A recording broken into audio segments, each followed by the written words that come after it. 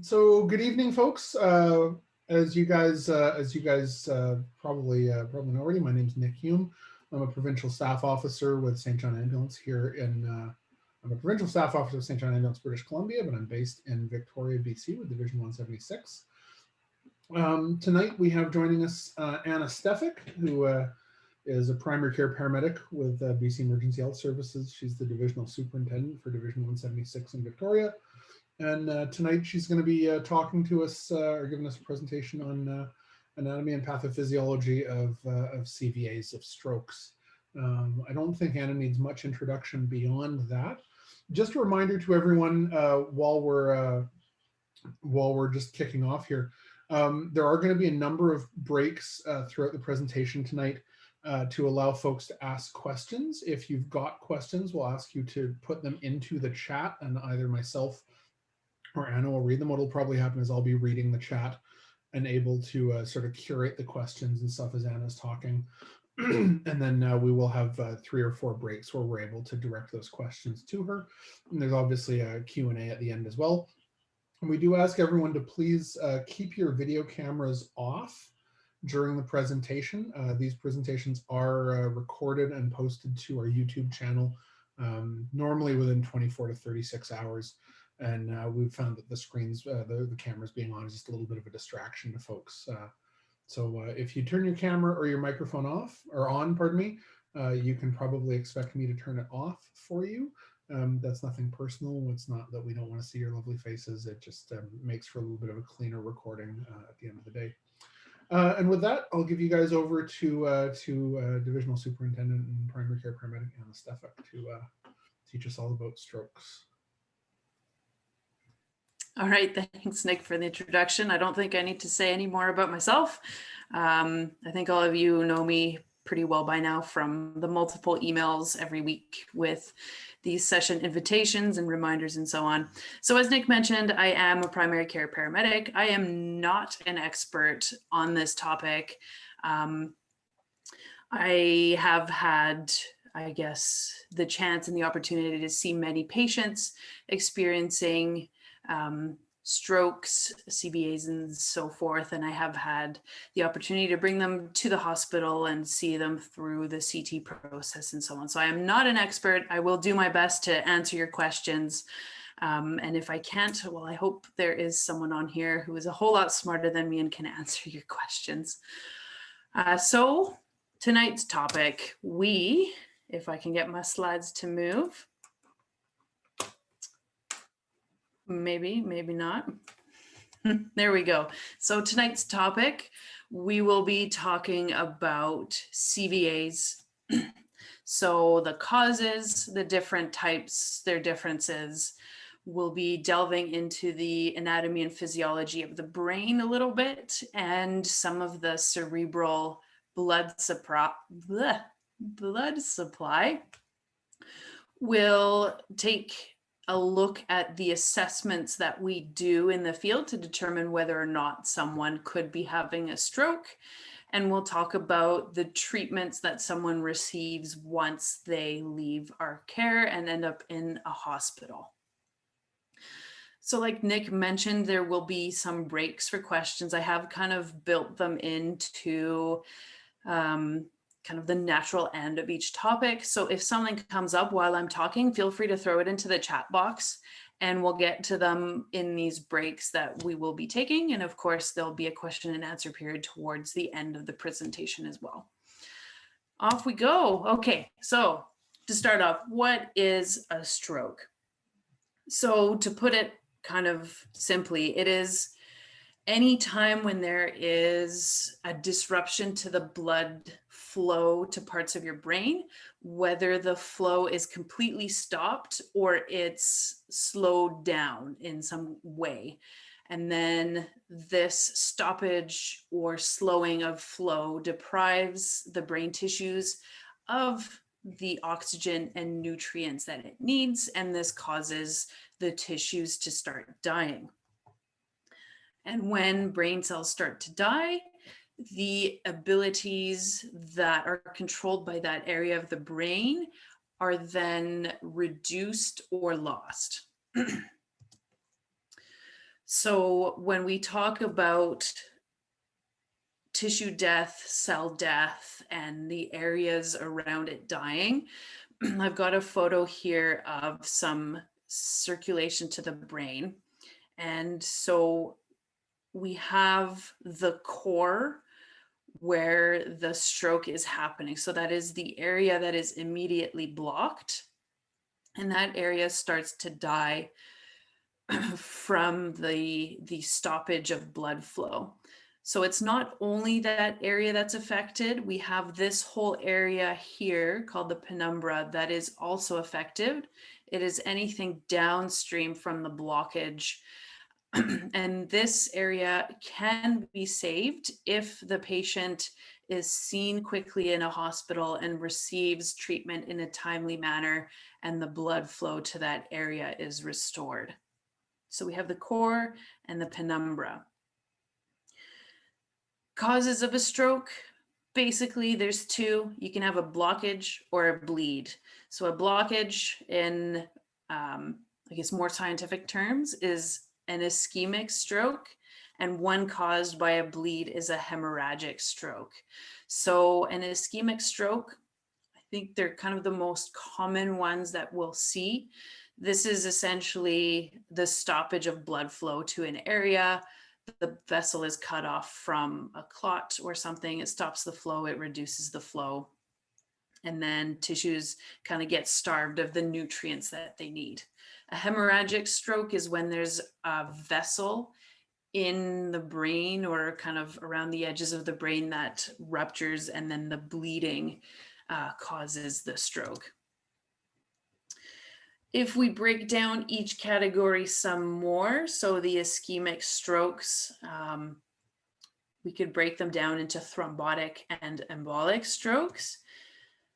When we talk about a thrombotic stroke, we talk about plaque building up in a vessel, and it eventually builds up to the point where the thrombus either occludes the vessel completely or severely limits the flow through the vessel, which then causes ischemia to the tissues surrounding it.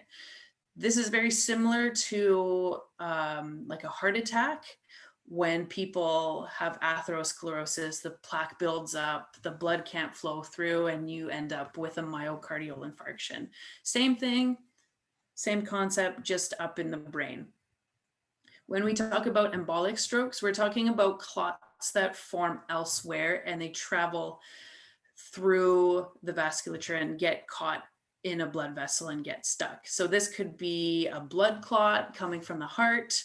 It could be an air embolus if someone's been diving and they have a hyperbaric emergency, they have an embolus that forms, it gets caught in the blood vessels of the brain. It could be plaque that breaks off and travels up into the brain. So if we have an embolic stroke, it's usually a clot that forms elsewhere and it travels and gets stuck. So where can these clots come from? If anyone has any thoughts, you can throw it into the chat. I don't think I can actually see the chat right now, though.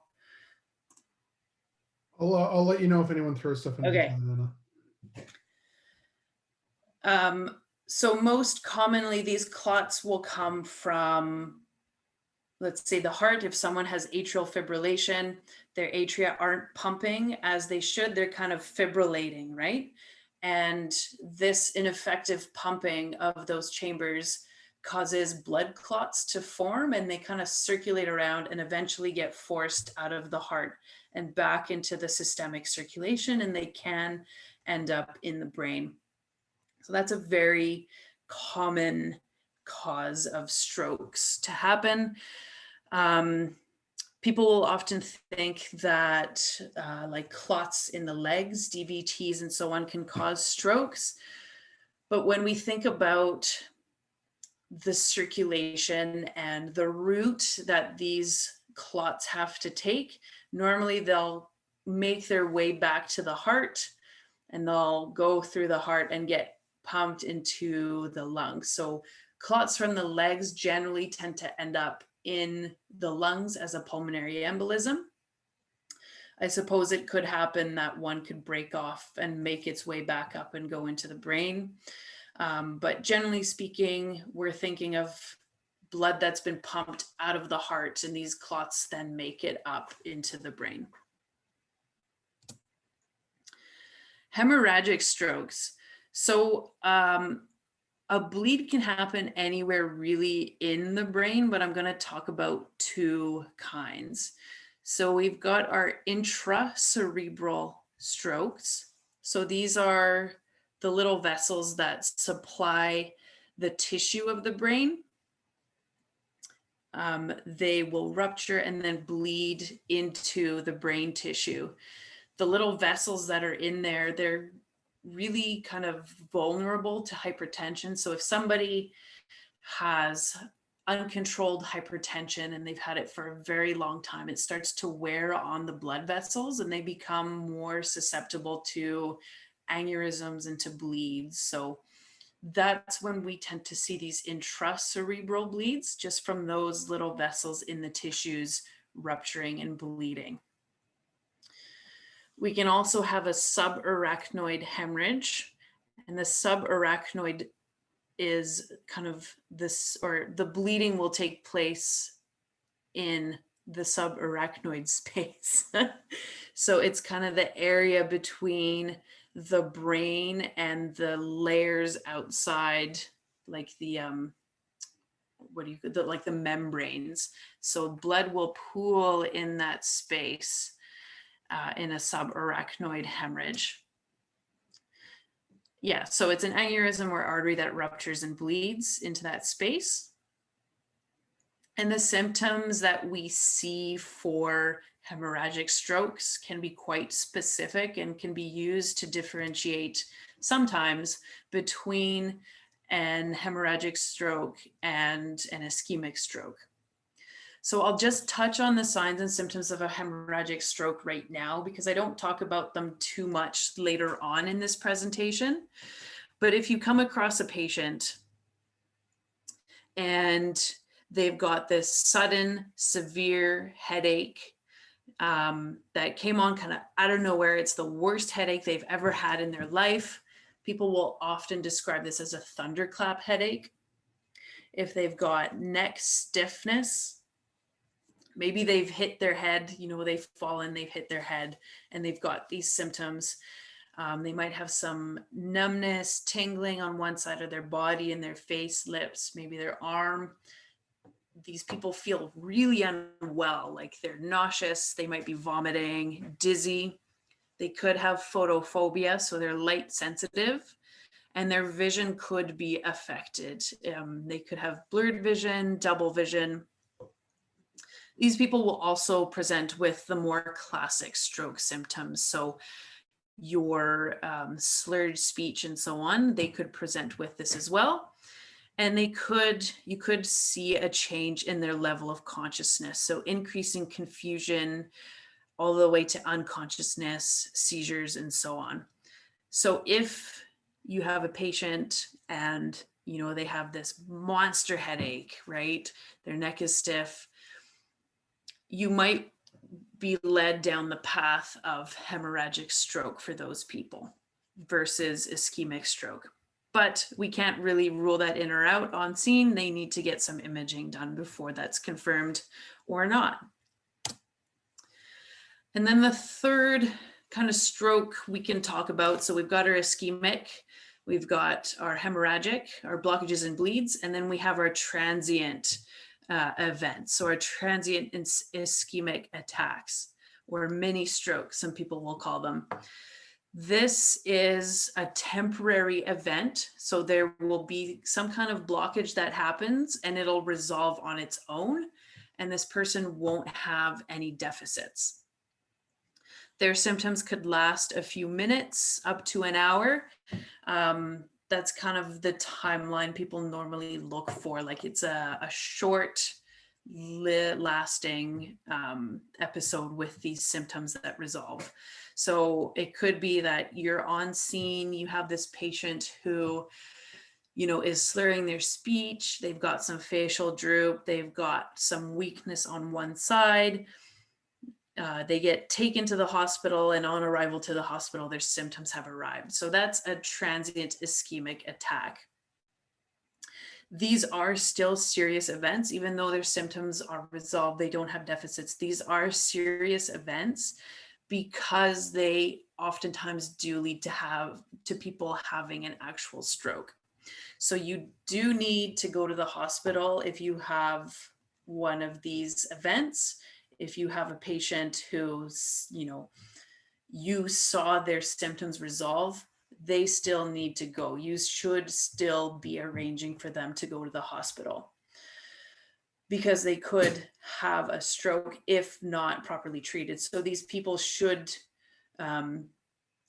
or could be put on medications to, thin their blood. They could be put on aspirin to kind of prevent these big clots from forming and building up. And at this point, the patient's physician should be talking about where to make lifestyle changes. So improving diet or physical activity, just so that these events don't keep building up into a larger event that does leave the patient with permanent deficits.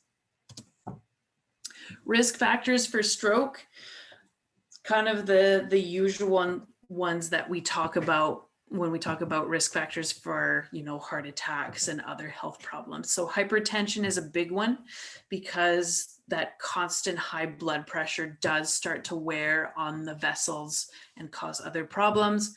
High cholesterol, because you have this plaque building up.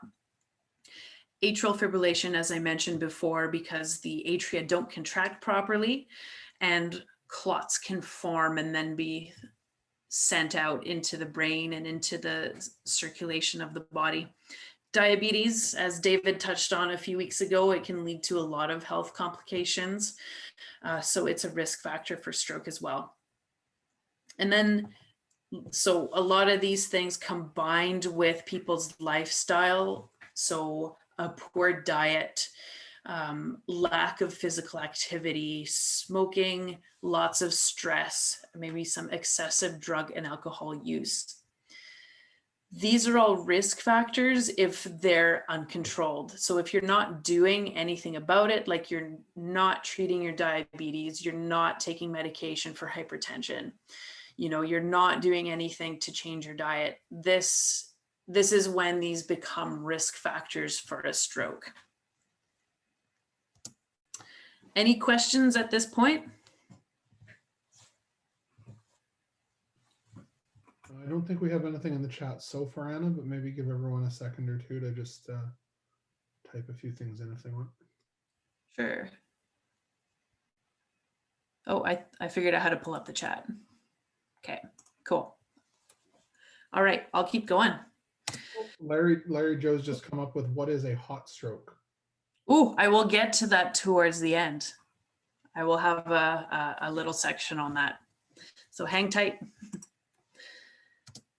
Okay, let's jump into some of the circulation that goes up into the brain.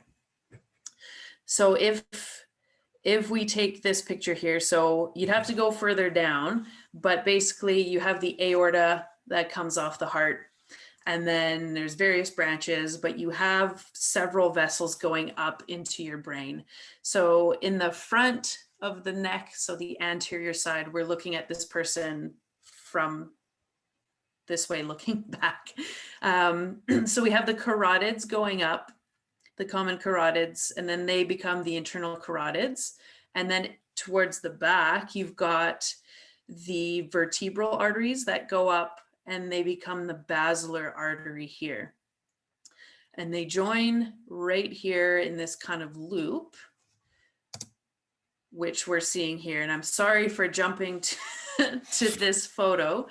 This is a photo of somebody's actual, I guess, cerebral circulation here. And you can see that basilar artery right here from before. So we're looking at this guy here. We flip forward.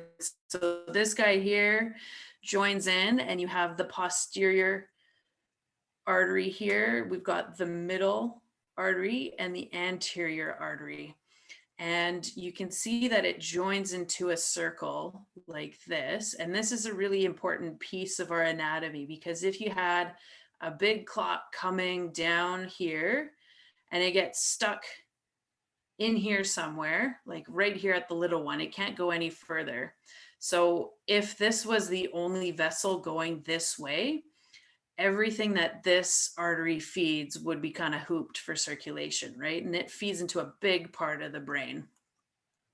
So we have this in our anatomy in order that if something gets blocked in here, the blood can still flow around and come through here and then feed in through here. So this really important piece of anatomy is called the Circle of Willis.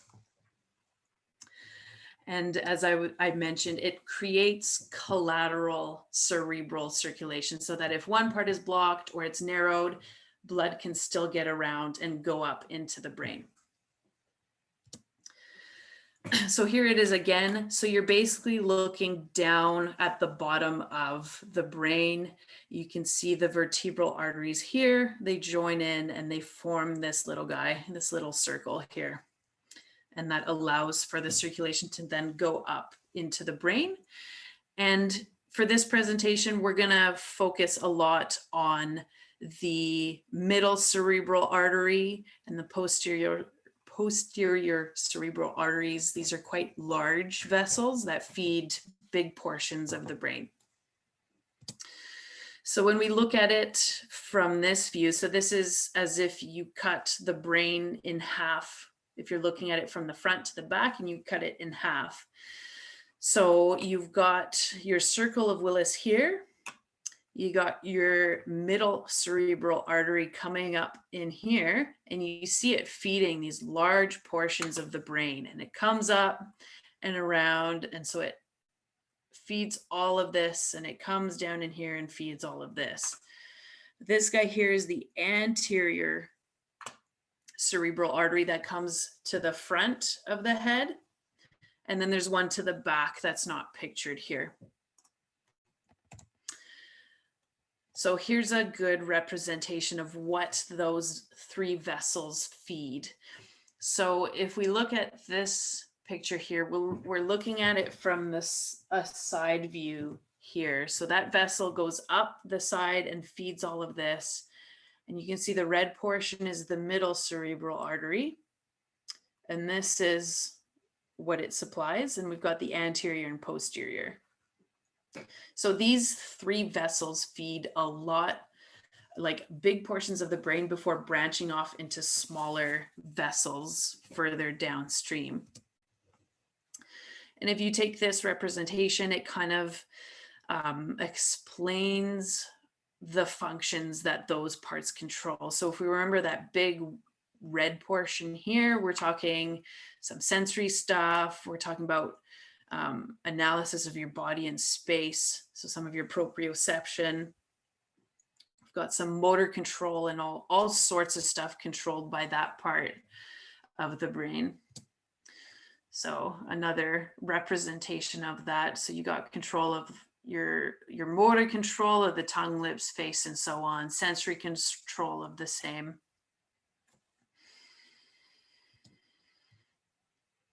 Questions about A and P of the brain? I see Larry's question. If not, we'll move on.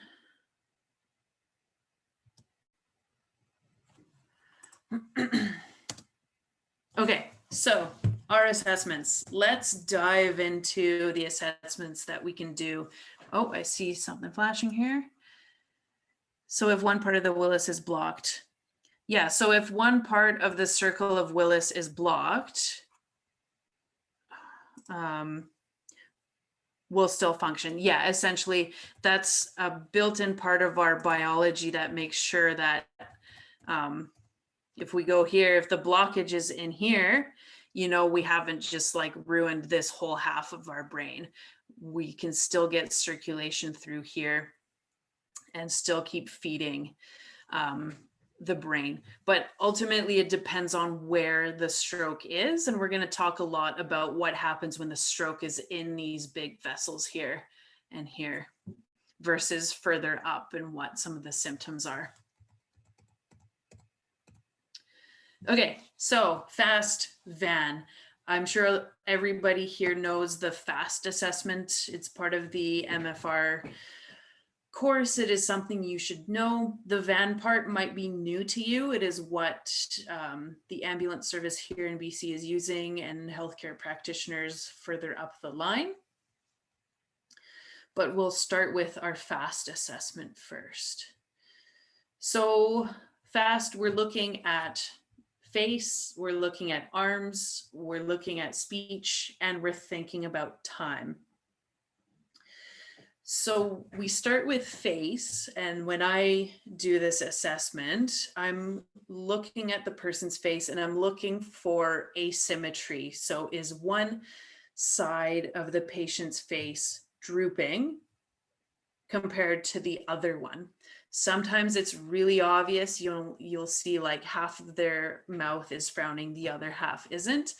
Other times it's a lot more subtle. So what you can do to help kind of gauge if they have facial droop or not, you can get them to smile, or you can get them to frown, or smile and frown, I should say. Sometimes smiling will bring that out a little bit more, but it can still be really subtle. So if you're unsure, get your partner to around you to have a look as well. And if you think it might be, always err on the side of it being. The next one is arms. So we're looking at arm drift and arm weakness. So you're seeing whether they can hold up both equally, but it's not as simple as just getting someone to hold their arms up in front of them. What you actually want to do is you want them to hold their arms out straight ahead in front of them, flip their palms up to the ceiling, and then close their eyes. And then you're going to watch whether they're able to keep their arms steady next to each other, whether one just like falls right away, or whether it's a subtle change, like one starts to kind of turn and fall slowly. So this isn't a lift your arms, can you hold them? Yes, you can. It's hold your arms out ahead, flip your palms up, close your eyes, and hold them there. And you want to get them holding their arms there for a good 10, 15 seconds, just to really see if they're able to hold them in place. So if they have one-sided arm weakness, you might notice that one arm fall right down. You can also get them to use their hands to touch their face and see if they have trouble moving that arm. See if they have trouble reaching for things, like touch your nose, touch your lips, see if they're able to do that. So what you're testing with getting your patients to touch their face or getting them to hold their arms out in front of them while their eyes are closed, you're testing their proprioception. So are they able to kind of think about where their arms are relative to the other ones, where in space their arms are? Can they keep them side by side? Is their brain able to process that? You can also, in the arm section, you can do the grip strength test. So you're checking for weakness on one side. So you just say, hey, can you hold my hands? Squeeze my fingers as hard as you can with both hands. And you're just gauging whether that grip is equal on both sides. Sometimes it could be that they can do it on one side and the other side is completely weak. So they might have that weakness on the one side. So the arm test is testing kind of two different things that they're able to do. It's a fairly involved test. And then in speech, you're listening to them talk and you're listening for slurring of speech. What I mean is like say you go to the dentist, you know, when you go to the dentist and they freeze your entire face and they numb your cheeks and your tongue and all that, and they freeze your face and your face is kind of drooping and you're not really able to speak, you're slurring your speech. So this is similar in stroke patients. They're just not able to, like, the motor function of speech is suffering. It's affected in some way. They're not able to form the words with their tongue and their lips as other people would, and it comes out slurred. So when you're asking them questions, you're talking to them, you should be able to kind of pick this out, but you can get them to repeat something back to you. Something like, you can't teach an old dog new tricks. That one is apparently hard to say if you're slurring your speech, so it should make it pretty obvious if it's not already obvious for you. And then the last one is time. So there's a few things to think about in this step. So you want to think about, when did this patient's symptoms start for them? What time was it? How many hours has it been? Or when was the patient last seen normal? Like if they went to bed and their loved ones saw them a few hours ago, what time was it when they last saw them and they were without their symptoms? You also want to think about time being equal to brain. So this means expediting the patient's transfer to the hospital. Patients with stroke-like symptoms need to go to the hospital as soon as possible, because some of the treatments that we can do for them are time sensitive. So if you come across someone and they've got these symptoms, you need to be calling 911 pretty well right away, getting them to the hospital, because the faster the person reaches the hospital and receives treatments, the more of their brain we can save. So I have a few videos to show you, and Nick, I don't know if you can tell me if you can see the video and the YouTube icon. I see the video. We'll see how well it plays here, but I do see it. Okay, so this is a woman who was having, I guess, TIAs up until this point, and she went to the hospital and they weren't really catching the symptoms that she was complaining of. She would show up, they would resolve. So her doctor asked her to record her symptoms if they come on. So she managed to capture them while she was sitting in her car. So I know some of these screen shared videos are sometimes jumpy, but pay attention to the way she speaks. And just from this shot here, you can see that she's got this droop already. And at one point you'll see that she's got some arm weakness on the same side. So I'll let this play and hopefully it goes well. April 2nd at 6:42, and the sensation is happening again.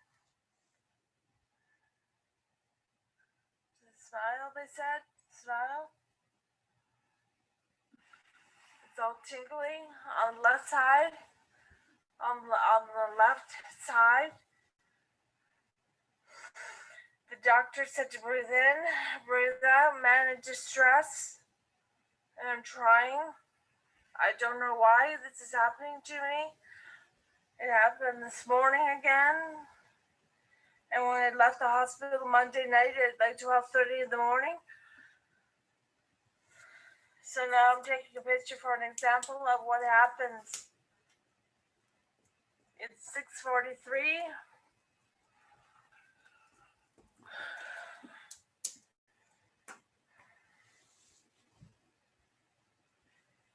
My hand is hard to lift up and to touch something, touch my nose.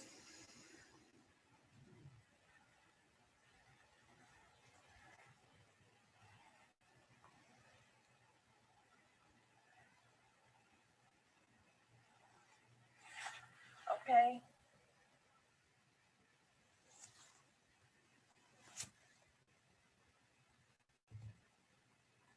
All right. Okay, so yeah, we can see that her symptoms were quite acute. She had the droop on the one side, her speech was slurred, she had trouble bringing her finger to her nose. I don't know from the video whether that was another TIA or whether she was having a stroke, but she did manage to capture those symptoms, and it's pretty neat to see if you haven't seen it before. This next one I'm going to show you is the arm drift test. And this video shows really well that it can be fairly subtle at first. So it's important to let their arms, to let them hold out their arms for a little bit of time, just to make sure that, you know, it's not just a slow drop of their hand. Is it common to see pupillary differences?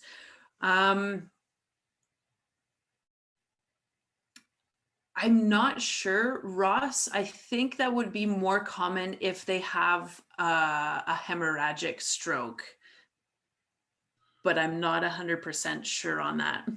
I don't know if anybody else knows. I can jump in a little bit on that. A difference in responsiveness or reactivity of the pupils to light. Sorry, this is Nick, by the way.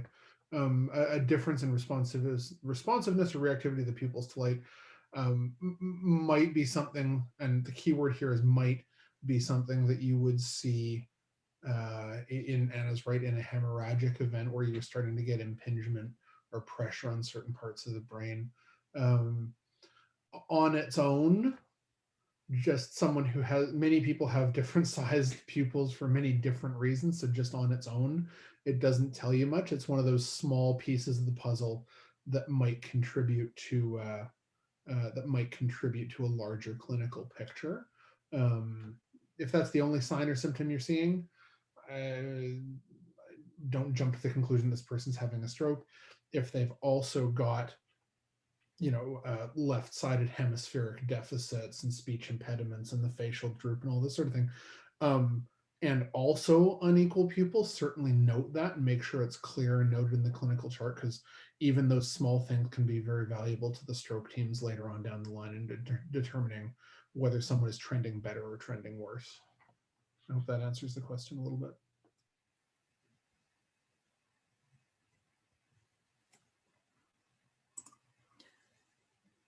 Okay, so I'll play you guys this video just of the arm drift test.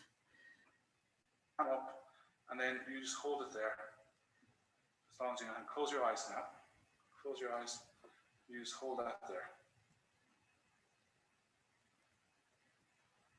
You hold it there as long as you can. As long as you can. You hold that there.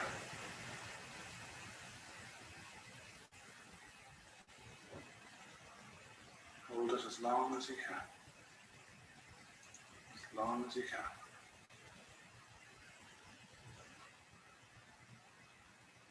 As long as you can. As long as you can. You just hold it there as long as you can.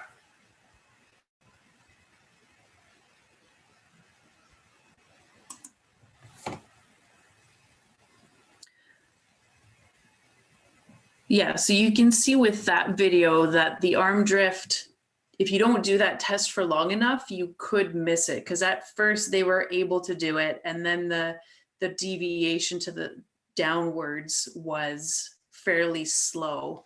So make sure to give the person a bit of time to do that test if you suspect that might be an issue for them.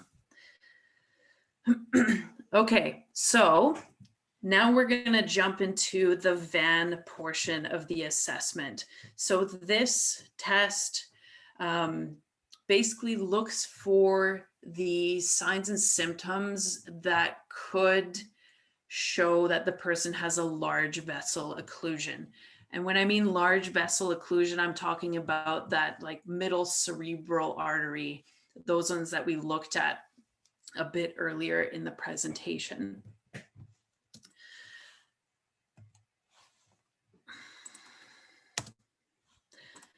Whoops. Okay, so the first one is vision.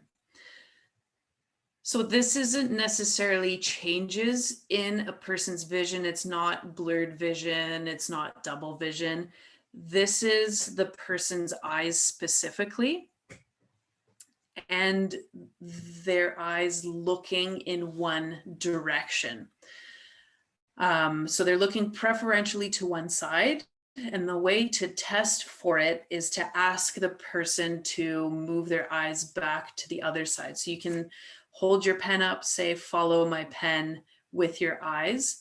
And if they are unable to do it, or they can only bring their eyes to the midline and no further, then they are positive for V on the Van scale. They're positive for vision on the Van scale. Aphasia. So this essentially is when someone loses the ability to express speech or understand speech in a way that they were able to before.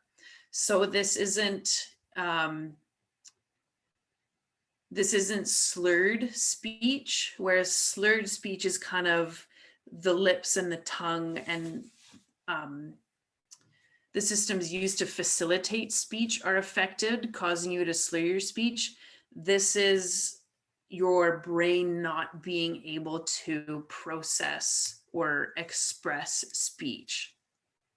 So to test this, you're going to take an object such as a pen, and you're going to ask them to name the object. So for me, when I'm at work, I've already got my pen out because I was checking out their eyes. And then after I do that, I'm going to ask them to name what this object is. It's pretty important to use an object that's easily identifiable, because depending on who the person is and their generation, they might not be able to recognize what your smartwatch is, or they might not know what the laptop I carry at work is. So you're asking everyday objects, so a pen or a plate, and you're seeing what the person does. I've seen aphasia, I think out of all the Van symptoms, I've seen aphasia the most often. And the way I've seen it present is I ask them to name my pen, and they just kind of stare at it and they go, I know what that is, but they can't say the word. And sometimes it presents with them just not understanding what I'm asking.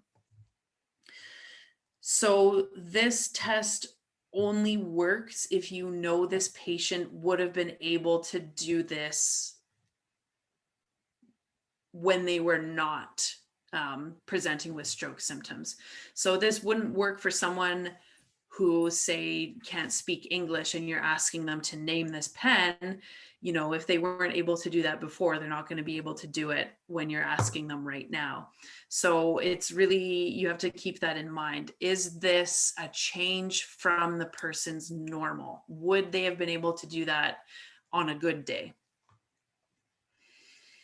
And then the last one is N for neglect. So this one's a little complicated, but it's basically the body just kind of ignoring one side. So the way to test for it is you touch the patient's right arm and you ask them to identify which side you have touched. Then you touch the left side and you ask them which side you have touched. And then you touch both sides at the same time. And if the patient responds that you've only touched one side when you're touching both, then they are a positive for neglect.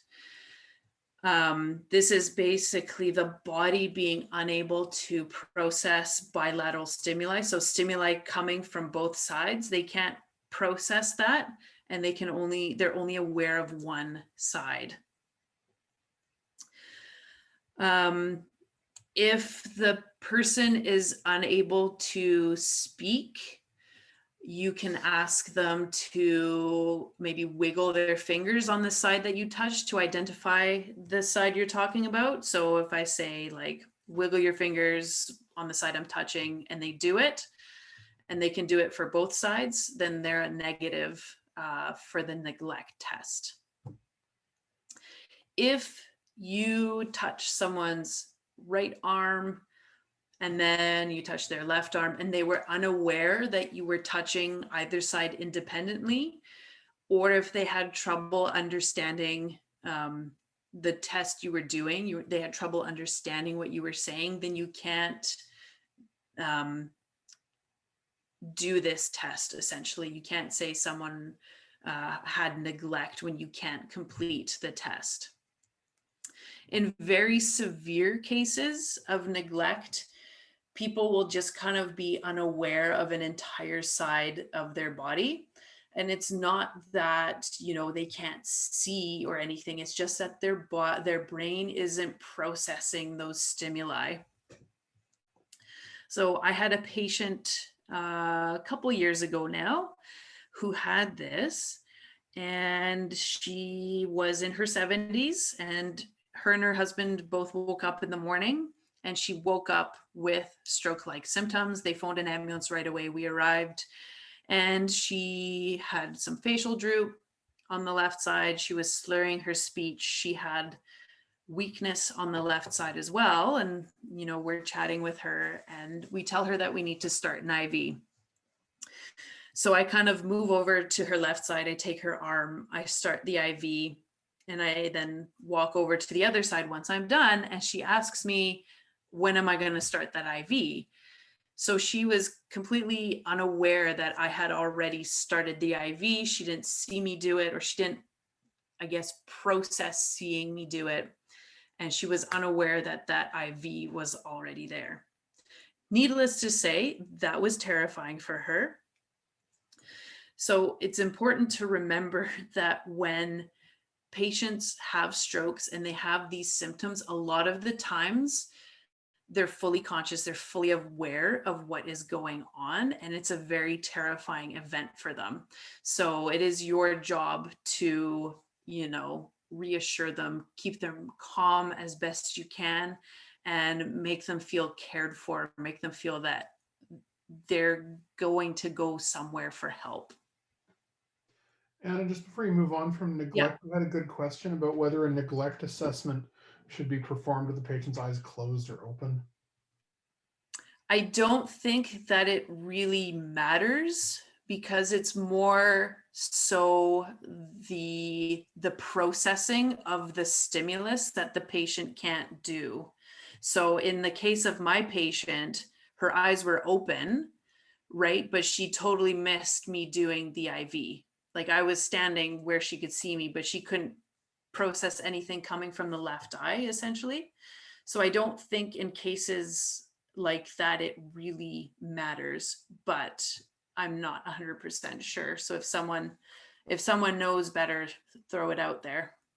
My understanding, just to respond to that, my understanding is that it really doesn't matter too much if the eyes are open or closed. I mean, if someone's experiencing a cognitive or a neurocognitive neglect of one hemisphere, it's going to be present whether the eyes are open or closed, is my understanding. Yeah. There's a great question from Ross Nichols. Is it possible to have bilateral signs and symptoms if blood flow is affected or the bleed affects both hemispheres? I don't know if you want to answer that, Anna, or if you want me to tackle it. You can go ahead and tackle it if you know it. So the short version is, Ross, is that I'm just going to turn my camera on here for a sec. The short version to that, Ross, is that a stroke that's big enough to affect both sides of the Circle of Willis, for example, or both sides of carotid blood flow, would be what we'd call catastrophic. So you're going to see a whole lot of everything breaking. We do see some patients with catastrophic strokes, typically bleeds, who will just sort of have general systemic collapse. So, and I think Anna's probably going to talk about bleeds a little bit later on. But yeah, no, I mean, clots are not going to hit both sides. You know, the likelihood of a clot hitting both sides of collateral circulation in exactly the same way and seeing you know, seeing bilateral symptoms is very unlikely. I suppose there's a hypothetical possibility that you could have clots lodge in both the left and right side of the brain at the same time, independently of one another. But it's sort of like, you know, what's the chance of you holding two darts in one hand, throwing both of them at the dartboard, and hitting exactly the same spot on both sides of the bullseye? You know, it's exceptionally unlikely. I've never heard of that happening. And then a question from Ben 1053. When you're giving the IV, does it have an issue going into the affected side? Not really. I've sort of heard both responses, both responses to that, and some people saying that it's better to put it on the unaffected side. If you're in an ambulance, you have easy access to the left arm while you're moving, and you don't have easy access to the right arm. And I've never had any problems putting it in the left arm, even with someone who's got left-sided deficits. You know, does it make a huge difference? Not that I'm aware of. Yeah, I've never had anybody from the stroke team really comment on where I've put the IV as long as it's above the wrist. But it is a bit different for cardiac events. There is a preference for certain types of heart attacks that are going to require intervention, like an interventional cardiologist to put in stents or something, like a STEMI. There is a preference for the right side, I believe, and it's got to do with the vasculature and the arterial structures and where they place a bunch of stuff up in the cath lab, but not as far as I know for strokes. yeah, and the IV that paramedics are placing on scene or during transport, a lot of it is just for the imaging that they're going to get done, so that there's no time wasted when we arrive at the hospital, and we can go straight into CT, and they can get a CT with angio done. So that's the biggest reason for that IV. And a lot of the times people with stroke-like symptoms, these strokes don't affect circulation or blood pressure a lot of the times. So yeah, where you place the IV, it's more for the preferences of the CT staff. And we'll get into that stuff a little bit later. Okay, so just really fast while we're on the topic of IVs now, is it worth talking about size and location of IVs right now, or do you touch on that later? I touch on it a bit later. Okay, perfect. Okay, so back to neglect. I've got a couple photos here from tests that were done with people with left-sided neglect. So, pardon me. The drawing on this side, so the patient was experiencing left-sided neglect, and they were asked to draw this, and this is what they came up with. So you can see that their brain just did not process anything on the left side. Like their vision was fine, but it wasn't processed. And same with this plate here. You can see that the person only ate the stuff on the right side of their plate and nothing on the left. I know that if I was at a wedding or an event and I saw somebody's plate like this, you know, I'd find out if they were a super picky eater, but if not, I would probably be doing a fast test on them and maybe getting them an ambulance to take them away from this event where they've left a plate like this. Okay, so we can have a little bit of a discussion here. Throw your comments in the chat box, but who do we do the fast test on? Like what kind of patient are we seeing that makes us think we should do a fast test on them?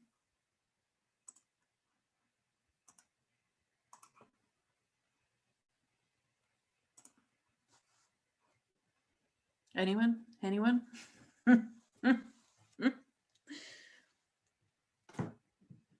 Are we doing fast tests on everybody? Patient with prior history. Yeah, it depends on why you're seeing them.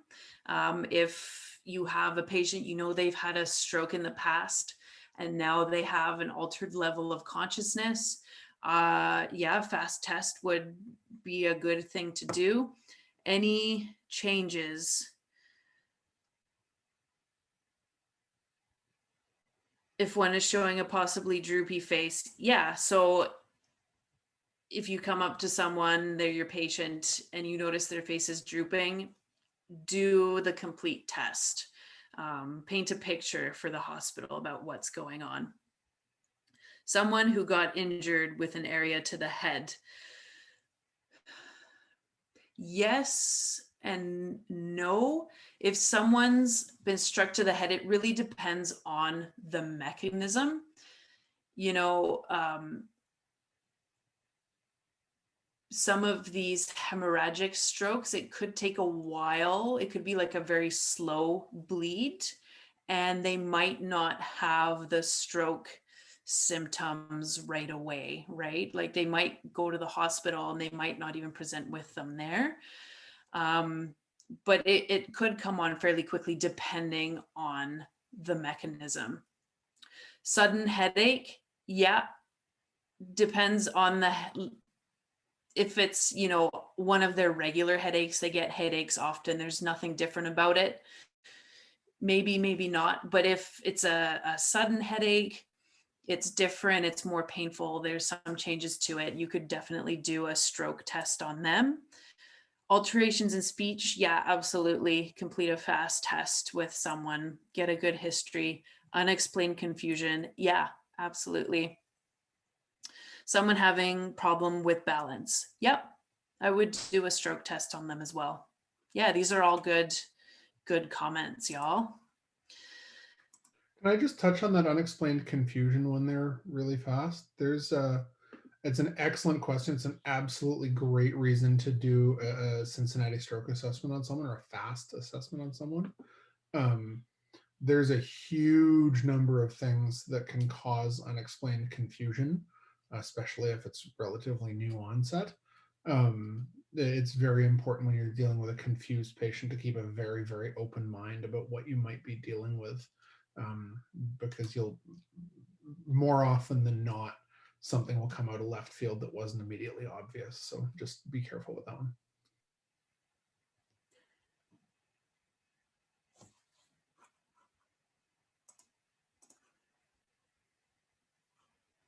Word salad. What do you mean by word salad? They're just not making sense type of thing.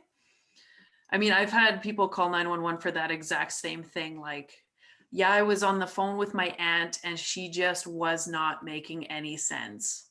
And they phone an ambulance for them, and then we show up and they've got aphasia. So yeah, absolutely, stroke test. Someone that's maybe like, yeah, having speech problems, they're not using the appropriate words, they're finding trouble finding words, that's a good time to do a fast test with the VAN addition. All right, my next question for y'all. When do we do the fast test? So when in your patient assessment model are we doing this test on people? When's a good time? Is any time a good time?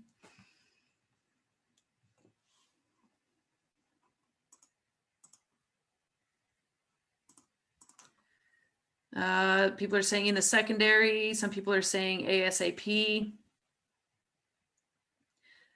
Yeah, it really depends on what's going on. So for me personally, I'm quite comfortable handing off vital signs to my partner, and their ABCs are fine. I'm not worried about ABCs. I don't have to do any interventions. I'm probably going to do my fast test in where I would do my rapid body survey. I want to get that test done right away because treatments and I guess what we're doing with this patient really depends on that test. So I would prioritize that. I would do it somewhere in the primary survey, but that is my personal preference.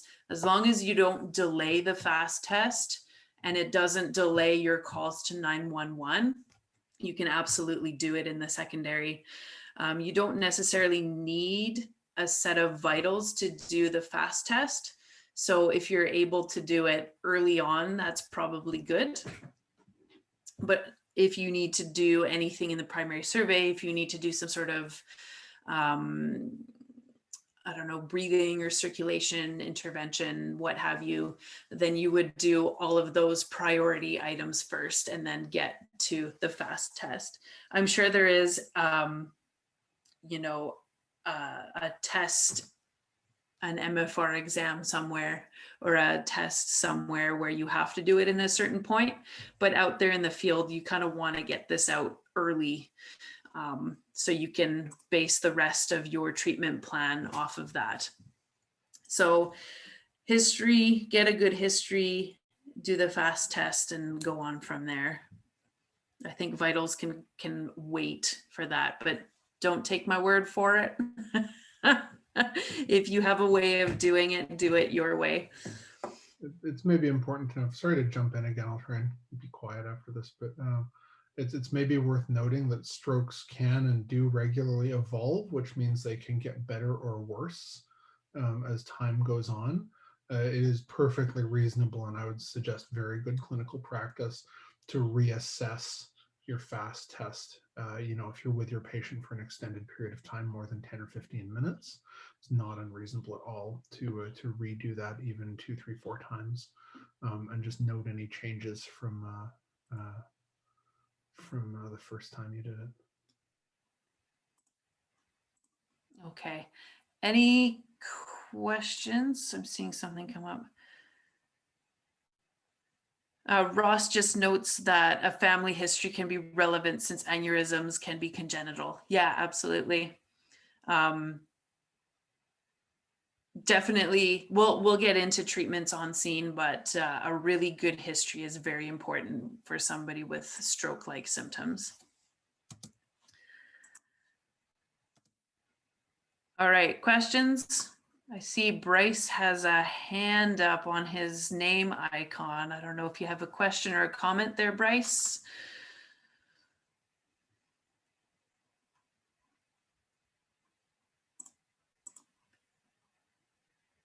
All good. Okay, we'll move on if no one has any questions. Okay, so treatments in the field for MFRs.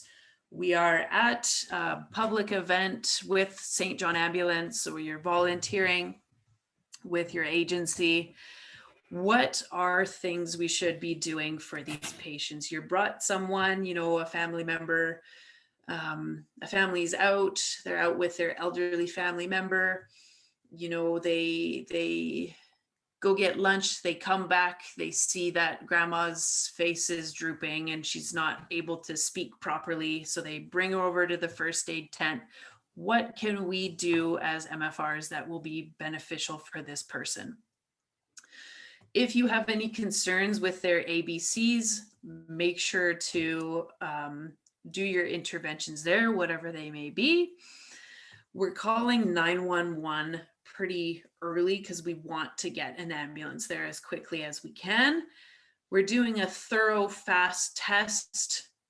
VAN, if you're comfortable doing the VAN portion as well. And you're obtaining a really good history. So one of the most important things we can find out for healthcare providers down the line is when these symptoms started for this patient, because knowing the onset time dictates the treatments that can be done later. And then history, has this happened before? Have they been having TIAs and now this is a longer event? Do they have family history, like Ross mentioned, of aneurysms? What is their medical history like? Do they have hypertension and atrial fibrillation? So getting a really good medical history down before the ambulance comes is really great. But most important is getting that onset time and a really good fast test. The fast test that you do on scene will paint a picture of the patient's progression with their symptoms, whether, you know, they had left-sided weakness, slurred speech and droop when you first saw them. And then when the paramedics come, their symptoms improve, you know, that's painting a picture of the person. Or whether they were only slurring their speech and the paramedics come and now they've got all these other symptoms, and then it progresses through to the hospital. So getting those initial symptoms down and recording them and passing that information on is really important. And again, don't delay that 911 call. Remember, time is brain. The faster we get them to treatment, the more we can save. I put down here, provide oxygen if required. So if you have somebody who is presenting like they would need oxygen, so they look crummy, right? They're pale, maybe they're ashen, they just look unwell. You can absolutely throw a cannula on them, give them some oxygen. If you have the ability to take their stats, if you have a pulse oximeter and they're reading a bit low, like they're reading in the low 90s, yeah, give them some oxygen through a cannula, bump them up to say 94%. We don't necessarily want to blast them with 15 liters through a non-rebreather for a long period of time. There are studies that show that a lot, like over-oxygenating patients may have some detrimental effects later down the line, but giving them supplemental oxygen, you know, they do have that part in their brain that isn't getting the flow or it has reduced flow. So giving them that boost of oxygen could be helpful. But titrate it if you can. If you do have a pulse oximeter, throw a pulse ox on there and just kind of like, don't blast them up to 100, but like maintain a nice sort of balance if you can. And if they look sick, like if they're pale and stuff, then yeah, put oxygen on them and go from there. So for MFRs, again, really important that fast test, get that onset time, call 911. ASA, should we consider ASA for these patients? You know, in chest pain, we're worried about that occluded spot. We're worried about, you know, more platelets aggregating onto that clot and making the occlusion bigger. So we're giving ASA, that antiplatelet, to kind of prevent that from happening and maybe make the blood flow through a little bit easier. And I know people could be maybe tempted to think about ASA in ischemic events in the brain, but we're not giving ASA in strokes. Why? Mostly because we can't tell what it is in the field. Like without imaging, we don't know if it's an ischemic stroke or a hemorrhagic stroke. I don't know how beneficial ASA would be to the symptomatic ischemic stroke patient in the long run anyway. But if it does happen to be a brain bleed, giving them ASA would not be all that great for them. So any stroke-like symptoms, do not pull out your ASA. Cool. All right. So for those with higher levels of licensure, if you're at an event somewhere, you're functioning as an EMR, you're working as a licensed EMR, on top of doing that really good assessment and history taking, you want to check their blood sugar level just to rule out any kind of hypoglycemic or hyperglycemic symptoms that could mimic those stroke-like symptoms, that slurred speech or confusion or what have you, that could easily present as a stroke, but is actually a sugar level. A glucose check is a really good and easy way to rule that stuff out. For PCPs and above, other than your glucose check, you're going to want to start that IV.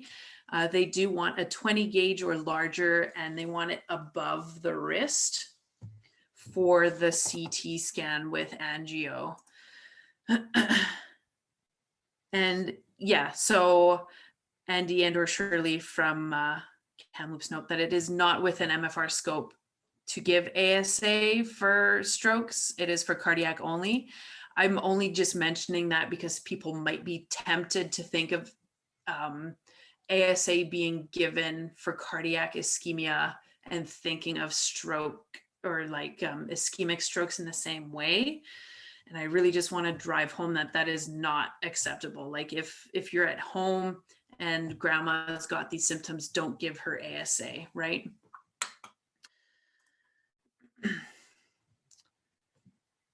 Okay, so treatments in the field, that's kind of what we're doing. If you work for the ambulance service, obviously this is a load and go patient. We're going as quickly as we can. This patient gets brought in code 3 to the nearest hospital. For us here in Victoria, that is Victoria General Hospital. That is the admitting facility for patients where they can do treatments for them.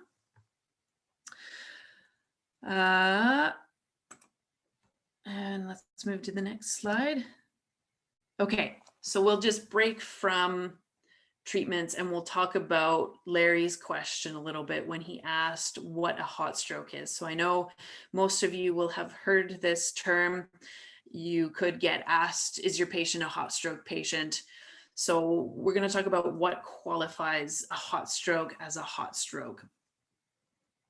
So the criteria basically is they have at least one positive on the FAST test. They have one of those symptoms at least. Their symptoms came on within the last 6 hours, or they were last seen normal within the last 6 hours. So family leaves, grandma goes grocery shopping. She was fine when they left. They come back 2 hours later and they find her with stroke-like symptoms. So she was seen, when was the patient last seen normal? And if it's within the last 6 hours, then it is a hot stroke. Sometimes patients wake up with their symptoms. So if someone was fine when they went to bed and they wake up with symptoms, we're still treating it as a hot stroke because we can't really say when it started. It could have started 2 hours ago. So we're going to treat it as a hot stroke.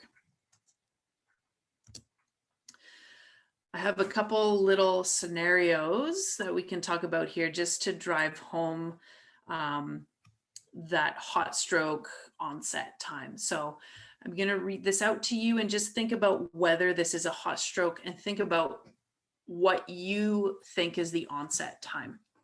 So we have a 75-year-old male with a history of hypertension and diabetes. He finishes his dinner with his wife at 8 p.m. and he goes to lay down in bed. His wife comes into the bedroom at 10:30 and she notices her husband is unable to get himself out of bed and he's slurring his speech. Is this a hot stroke and when was the onset time? So just give that a little bit of thought here.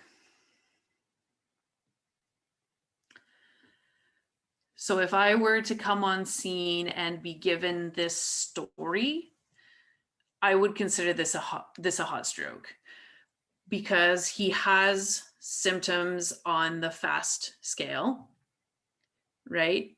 He's slurring his speech. It sounds like he might have some weakness that I'd like to investigate a bit further. And he was last seen normal at 8 p.m. So we're considering the onset to be 8 p.m. when the wife last saw him at his normal. So it's only been 2.5 hours. So this is a hot stroke. I hope that makes sense. A second little scenario, you have a 50-year-old male patient. He's found slumped over in the driver's seat of his car in his work parking lot around 6 p.m. When he's found, he's slurring his speech and he has facial droop. His boss at work says that he seemed normal when he saw him at work at 8:30 in the morning. And the coworker also tells you that he had lunch with him at 12:30 and he was fine at the time. They parted ways at 1 p.m. when the patient left his coworker and he said he was feeling unwell. So it's now 6 p.m. Is this a hot stroke, and what time was the onset? So for me, I'm looking at his symptoms. He's got slurred speech and he's got facial droop. So he's got 2 symptoms on the FAST scale.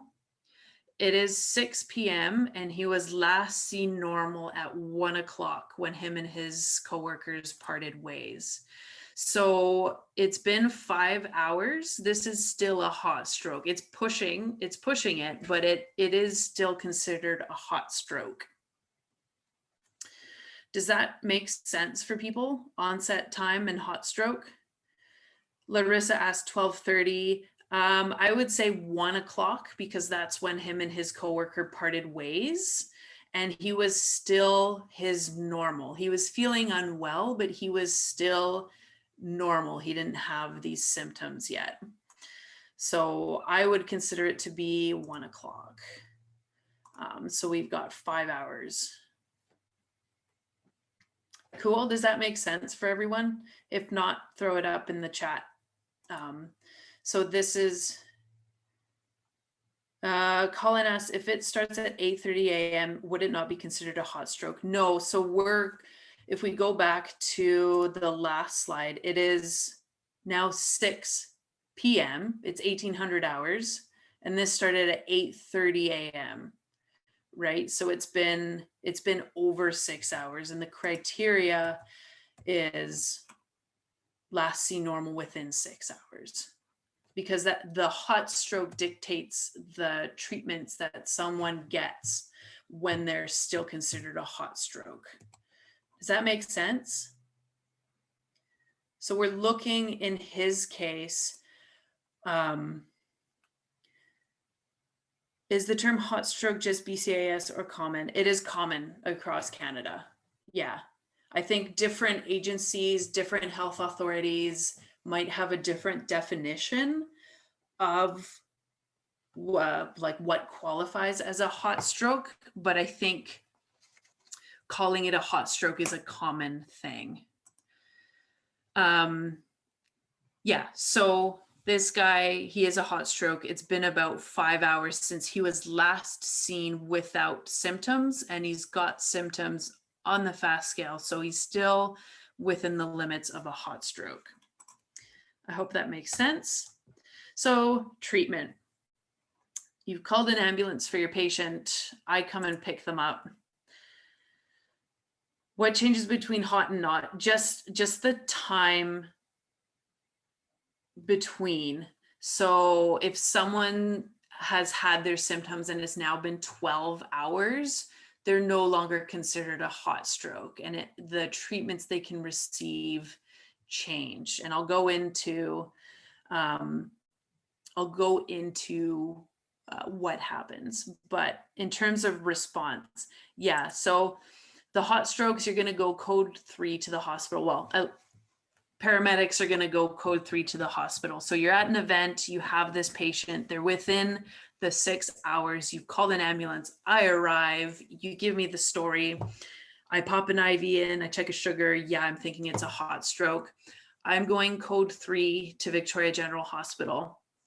On the way there, I am phoning the hospital and I'm telling them that I'm coming in with a hot stroke, because they will kind of prepare for us. They'll get things in motion just to then bring this patient through the tests and things as quickly as possible.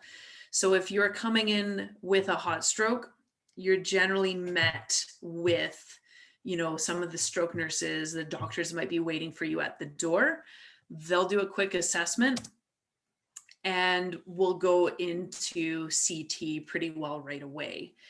If these symptoms have been going on for, let's say, 12 hours, the urgency might not be there from the care team. Like, you'll still go in for a CT, but the treatments that are time sensitive are no longer a viable option anymore if you've waited a long time with your symptoms.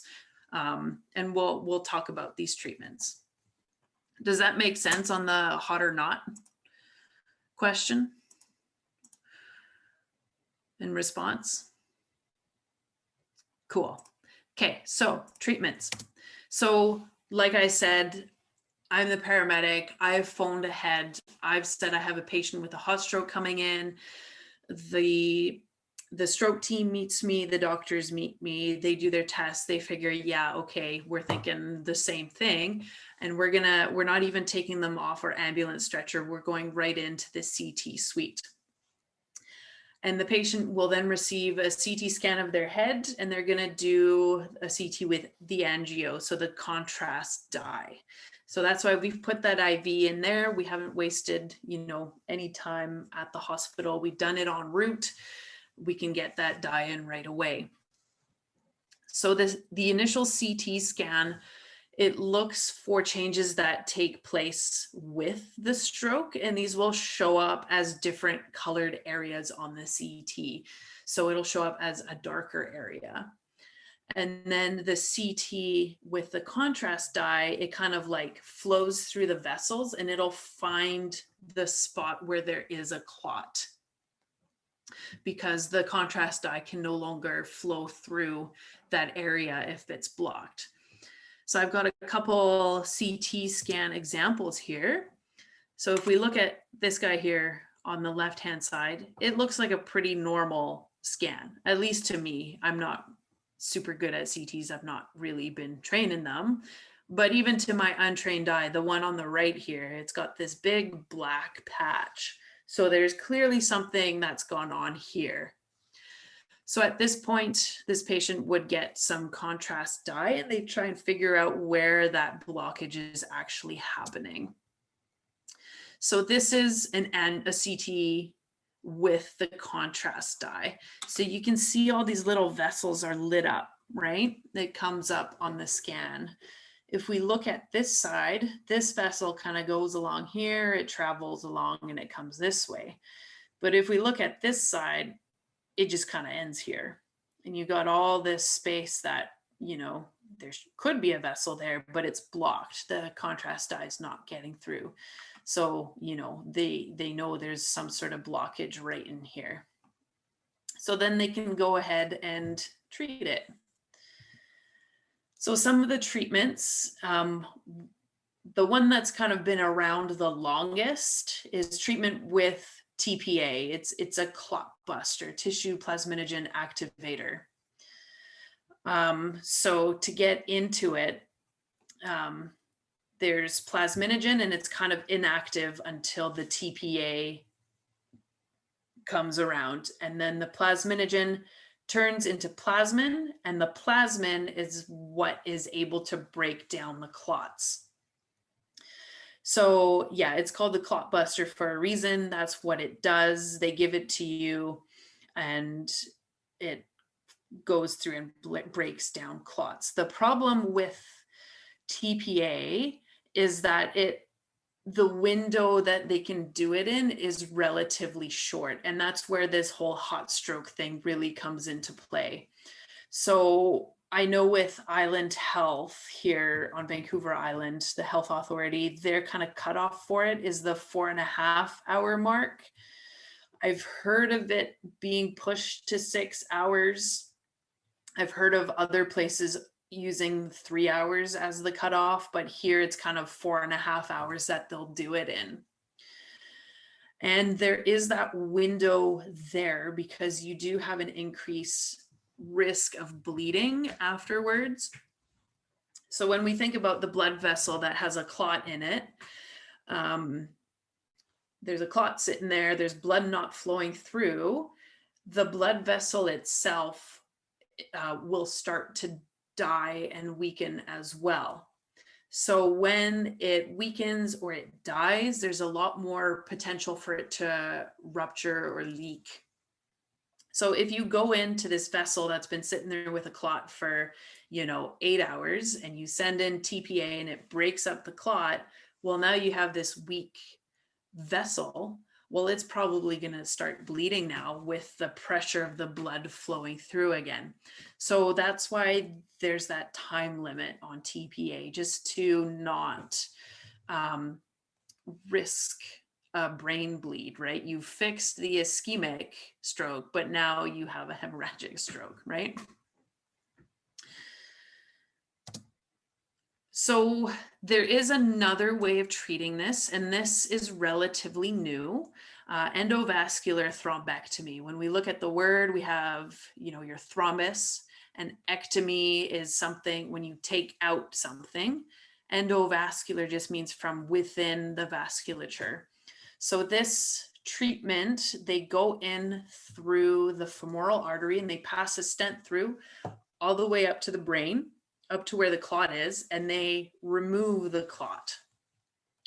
So we have this depiction right here. So you can remove the clot by suctioning it out, or mechanical thrombectomy. So they go in and they can break it up and then bring those clots out. Right-hand side, you got a photo of somebody's clots that they've removed from a vessel in their brain. This is a piece of gauze, so you can imagine, just picture a piece of gauze for scale and these clots. These are pretty significant clots. The treatment, the endovascular thrombectomy, is used to treat occlusions in those larger vessels. I don't know how small they can go with this treatment.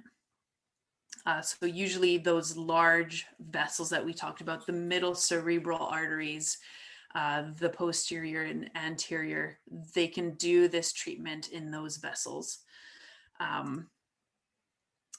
And before this, like, TPA was kind of the only thing, versus now they can do this. They can go in, they can remove the clot and restore circulation and restore the function of that brain. So people are no longer left with these devastating kind of symptoms for the rest of their life, right? They can treat this and people can be left, with minimal deficit. If we throw back to the patient that I talked about earlier with the neglect that I had, I was able to follow up later on. I ran into her husband.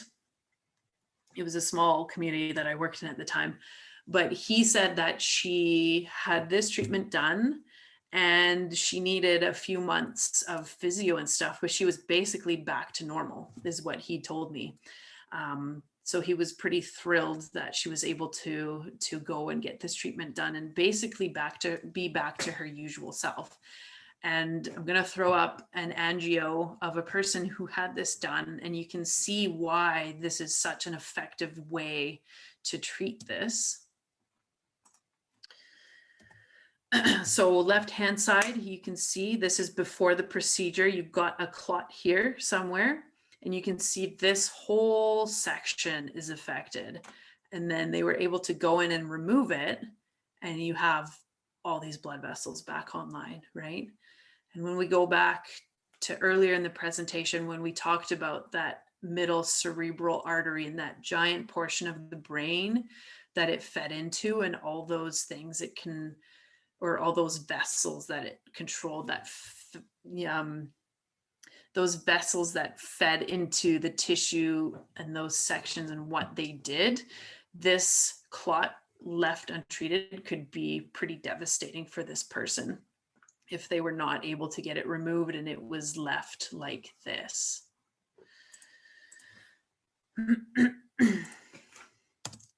Couple questions in the chat there, and I'll let you read them. Sure, I'm at questions right now, so let me pull them up.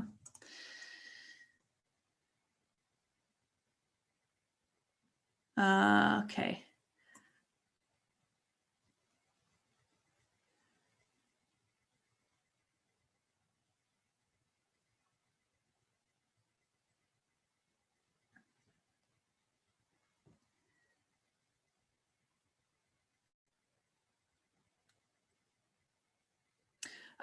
So to answer Ben's question, I'm not really sure about oxygen administration causing vasoconstriction enough to kind of make, like, what is it you say?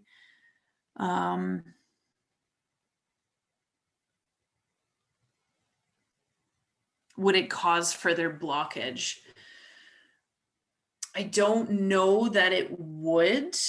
I mean, when you think about it, they've already got the blockage. It's already doing damage. And if they are showing symptoms of needing oxygen, like you've put on a SAT monitor and they're satting at, 89, 90%, what is more detrimental in the moment? Is it the blockage that could move in the case that the blood vessels did dilate a bit? Or is it that the body's already not getting enough oxygen? So yeah, when I talked about oxygen earlier, that's more so if they are presenting with the need for oxygen. Like if the patient's pink, warm, dry, yes, they have these symptoms, but they're not showing signs of being oxygen deprived, I wouldn't necessarily put oxygen on them.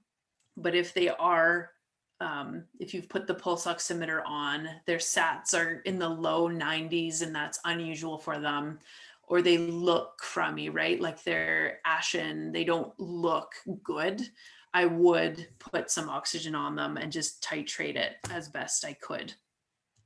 But I would not be putting like 15 liters of high flow on until the ambulance arrived if they were delayed. I hope that answers it. I don't know if anybody wants to jump in a bit.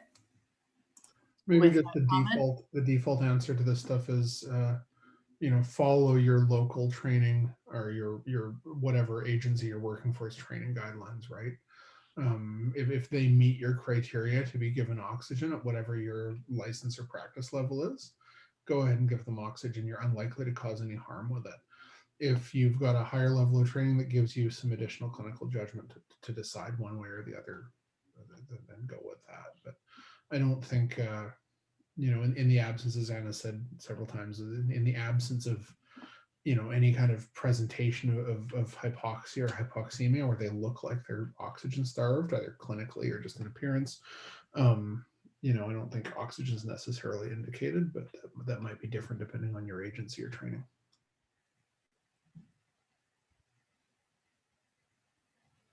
All right. Did that kind of cover the question? Any other questions at this time?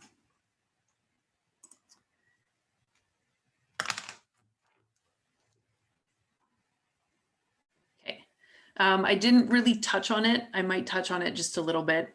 The treatment for hemorrhagic stroke is quite different, obviously, than your ischemic strokes. Depending on how severe it is, like a lot of the treatment involves monitoring your blood pressure. So you don't want the pressure to drop low enough that it no longer perfuses the brain, but you also don't want an increased blood pressure to add more pressure than what is already being caused by the bleed. Because if the bleed in the brain is large enough, the blood will start to push on the various tissues in the brain, and the pressure will cause damage. So a lot of the treatment for hemorrhagic stroke is finding the balance of blood pressure. They'll try and control the bleed, whether it's through medication or if they can surgically fix what's bleeding. And yeah, they'll try and keep as much pressure off the brain as possible. I didn't really touch on that. I don't actually know that much on the treatment of hemorrhagic strokes, but to touch on the oxygen again, if you had a patient with a traumatic head injury, you may want to consider oxygen. If you're suspecting like a brain bleed and maybe they're going into shock, yeah, that would be a time to give them oxygen, right? But if you have a patient who's, they're pink, warm, dry, they're breathing adequately, there's nothing in their ABCs or their presentation to suggest that they're oxygen deprived, then I would hold off. But, you know, a more acute patient, a trauma patient, someone who might be going into shock, I would consider it for sure.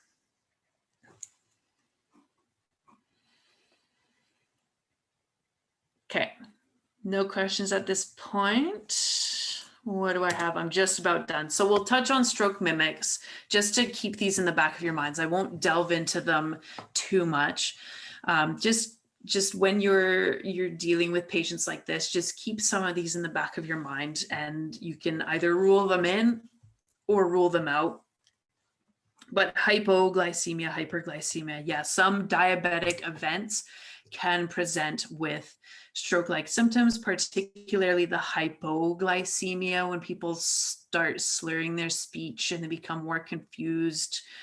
They might become combative, what could make you suspect a head injury. But if you are able to check their sugar, that is a quick way to rule this in or rule them out. Complex migraines.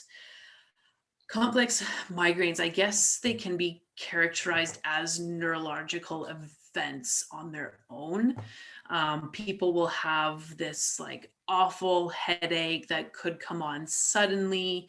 They could start to slur their speech. The photosensitivity comes into play.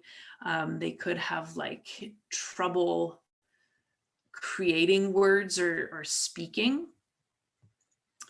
But patients with migraines will oftentimes have a history of migraines, and they might be able to tell you that this is just a really bad migraine.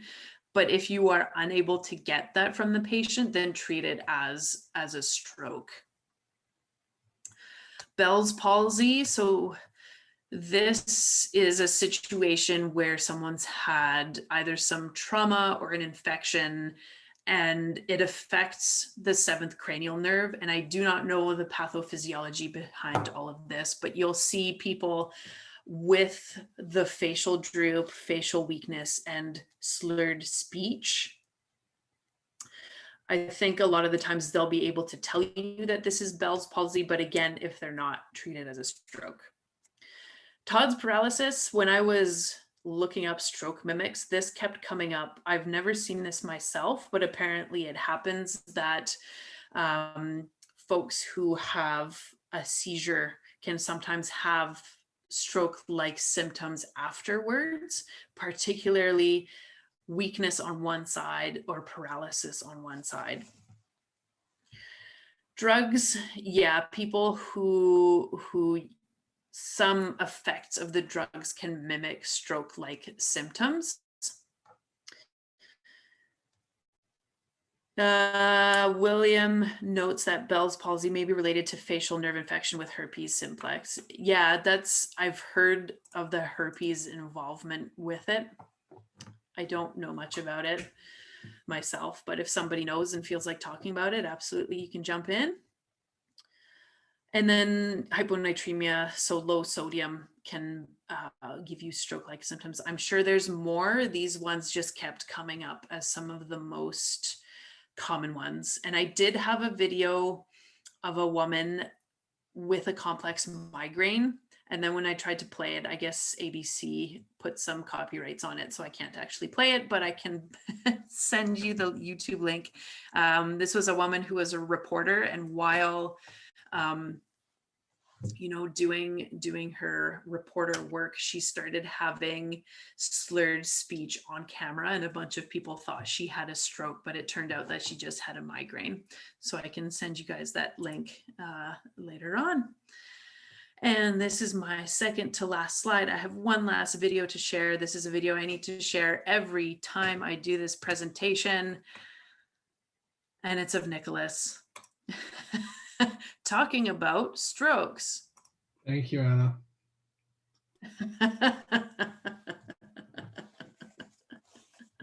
One of the biggest things we do see, and we see this regularly in the field, is people either recognize the signs of stroke and don't call us soon enough because they think it'll just go away. Or we'll see people who will just, oh, well, yeah, my husband's been acting weird. He's been flubbing his words and his face has drooped a little bit. time is brain.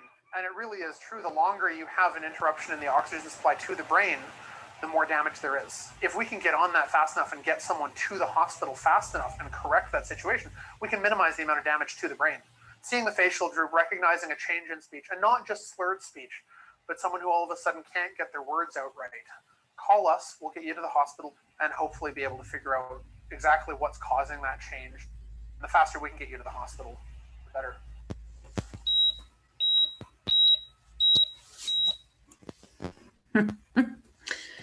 Okay, and that brings me to the end of my presentation. If anyone has any questions, throw it up there. I'll just say thank you, Anna, for sharing that video yet again. Every time, it never gets old. I'd like to point out that in that video, I do not have any of the gray hair that I do currently have, or I have very little of it. So, you know, I suppose I can't complain too much. I just wanted to jump back. There's one comment that was made about 10 minutes ago, 15 minutes ago that I wanted to jump back and address really fast. From Bryce, who said that's what I had done. And I believe, Bryce, please correct me. Feel free to turn your camera on if you want. I believe Bryce was talking about the endovascular therapy, or thrombectomy therapy, in reference to his own management of some of his own medical stuff. Hey. Hey, Bryce. I don't know if we can see your camera or not, or if you have. Oh, there we go. Hey, it's Bryce. Hey, Nick. I don't know if you wanted to, and please, this is, I'm asking this, if you want to talk about your own experience and what that experience was like for you, we'd welcome that.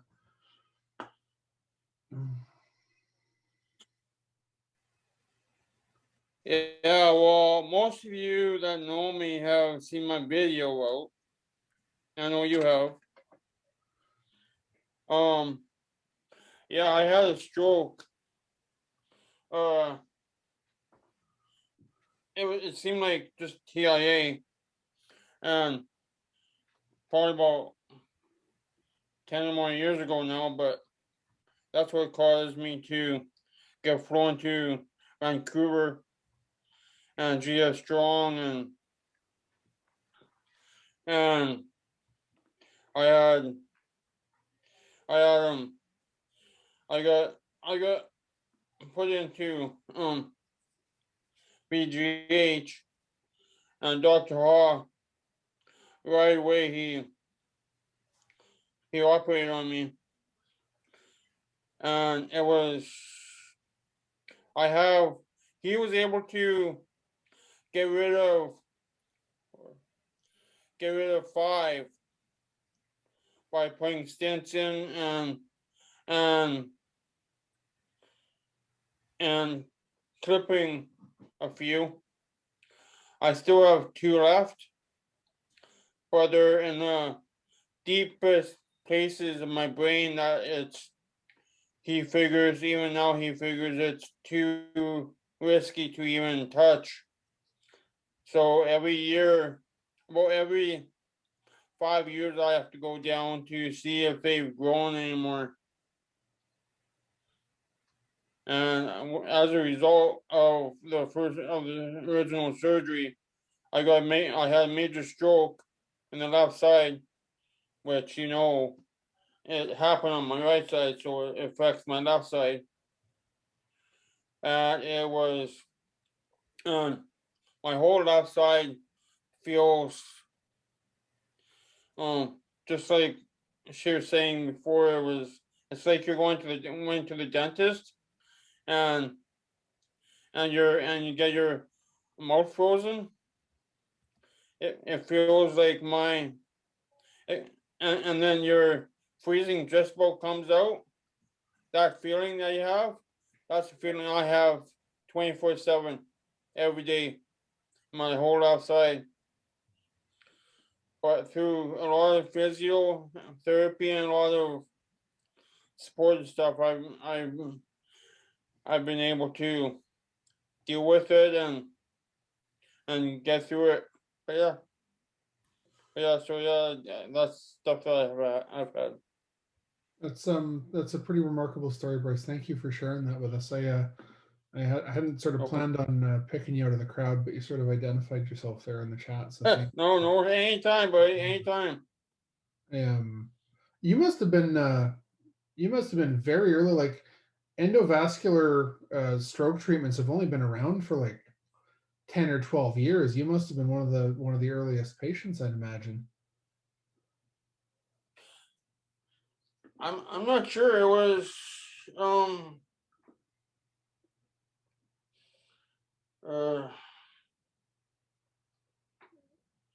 Like we've only had the yeah, one I'm in not sure, Victoria but for 3 or 4 it years. was really. Yeah. Yeah, mine was at VGH, and then while I was in surgery, they were just wheeling me back to recovery, and I went to recovery, and as soon as I got to recovery, they noticed I was having a major stroke, so they wheeled me back in, and they had to take away, cut open my, take a piece of my skull off to keep my skull in the freezer to wait for the swelling to go down. It's incredible. I'm very glad, Bryce. We're quite fond of you. I'm very glad that they were successful, my friend. That's a pretty remarkable story. Thanks. I'm gonna duck away from you here, Bryce, just to address a couple more questions as we're on the way out. Yeah. Here Oh yeah, sure. Yeah. Thank you again for Cut me off sharing. if you want. That's pretty incredible for us to get You're welcome. someone who's gone through this. So, I saw a comment here from William McNeese that Bell's palsy may be related to facial nerve infection with herpes simplex. You're right, William, but it's very important. Bell's palsy can be any infection. It's very important to recognize that herpes simplex is one of many possible causes of that. It's certainly on the list of possibilities, but be very cautious. Anything in the herpes family can be a very emotionally loaded discussion for people, so I'd suggest staying away from getting too specific on that. And I see Andy and Shirley suggesting that a good treatment for that is antibiotics. Antibiotics are, believe it or not, are only really an effective treatment for bacterial infections.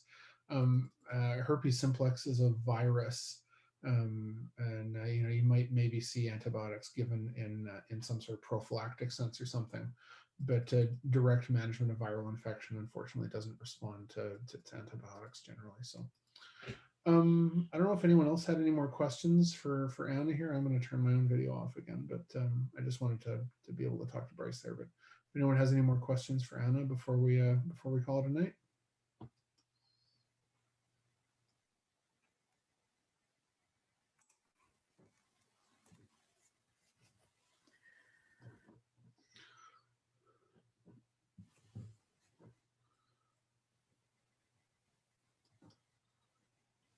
Maybe, Anna, I said I'd turn my camera off, and I'll maybe just turn myself back on here and just finish off by reminding everyone to please direct your friends, family, coworkers, colleagues, whatever, to our where